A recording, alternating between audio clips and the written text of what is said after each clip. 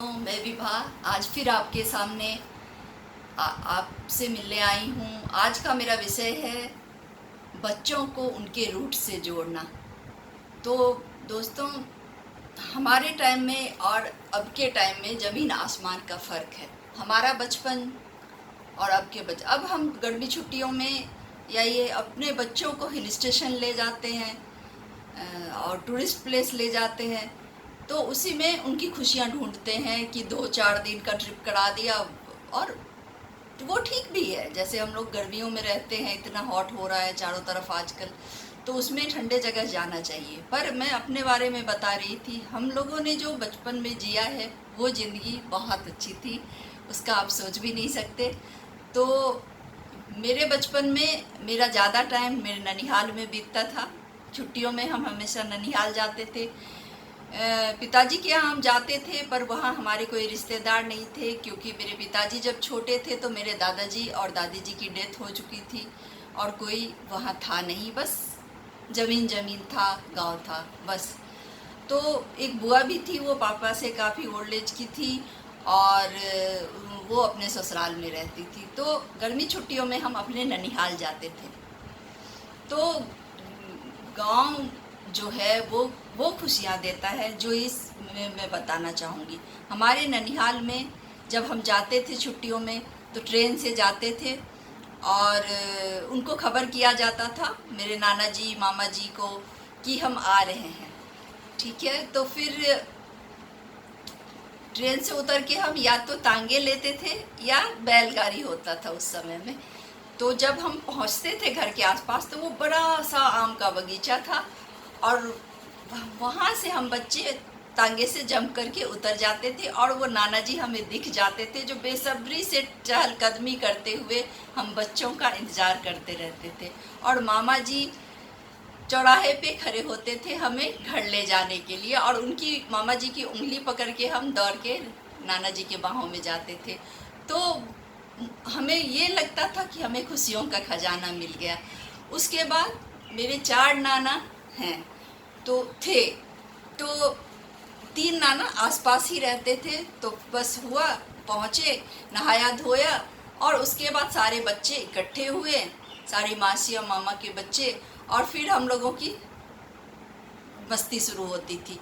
तो पहले होता था कि जो ब्रेकफास्ट, लंच और डिनर हम कहाँ करेंगे तीनों नानियों के यहाँ, ये हमारा तय नहीं होता था। सब जगह हमारे लिए वो छोटे छोटे बर्तन में नहीं, आज की तरह परातों में, बड़े कढ़ाइयों में खाना बनता था।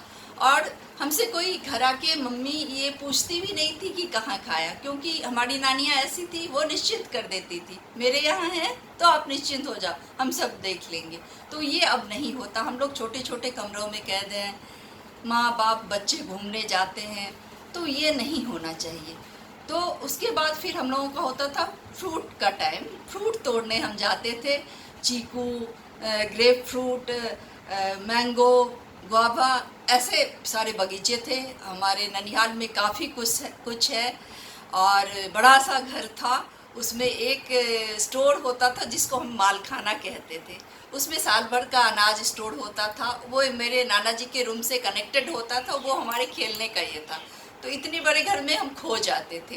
नाना जी एक रॉयल बड़े पलंग पे सोए रहते थे और कहानियाँ सुनाते थे और मस्ती टाइम चलता था। तो फ्रूट तोड़ने में है कि कोई भी, अपने मामा जी या हमारे चचेरे मामा जी, कोई रोकते नहीं थे कि कच्चे फ्रूट तोड़े या पक्के फ्रूट तोड़े। उनको ये था हमें चोट ना लग जाए। दूसरा, बच्चे खुश हैं, ये तब मायने रखता था। मम्मियों पे डांट लग जाता था, बच्चों को डांट नहीं पड़ेगी जब तक मामा और नाना के पास हैं।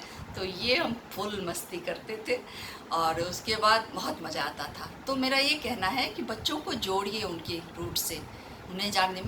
मेरी जब माँ जिंदा थी और मेरे भैया दोनों अब नहीं है इस दुनिया में, तो मेरे बच्चे वहाँ जाना चाहते थे और स्टेशन में मेरे भैया धूप में बच्चों का टहलते हुए इंतज़ार करते थे और ट्रेन से ही गोद में ले लेते थे उनको।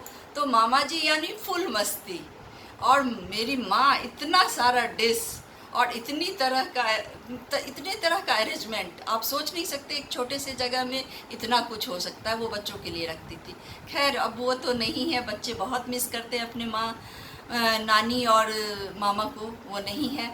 तो अब है कि मेरे बच्चों के दादी का घर, तो वो मेरे दादी के घर में मेरे ससुर जी 2 भाई हैं और 2 बहनें और देवरानी जेठानियाँ, तो दोनों एक ही घर में ब्याही हैं। तो हो गए, मेरे ससुर जी हो गए बाबा और मेरे छोटे ससुर जी हो गए दादू, मेरी सास हो गई माँ और छोटी वाली मेरी जो सास है वो हो गई अम्मा।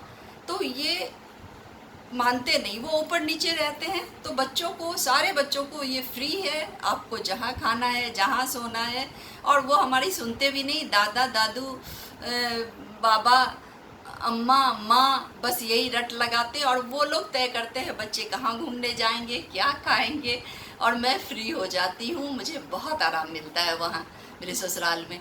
तो मैं यही कह रही हूँ, अपने बच्चों को छुट्टियों में कोशिश कीजिए कि उनके दादा दादी या नाना नानी के घर ले जाइए, तब देखिए वो सारे कजन्स जब इकट्ठे होंगे तो कितना मस्ती करेंगे, कितनी सारी खुशियाँ बटोर के लाएंगे। तो आज मुझे यही कहना था, बस आज के लिए इतना ही। जोड़िए अपने बच्चों को उनके रूट से। विदा लेती हूँ, आपकी विभा, बाय।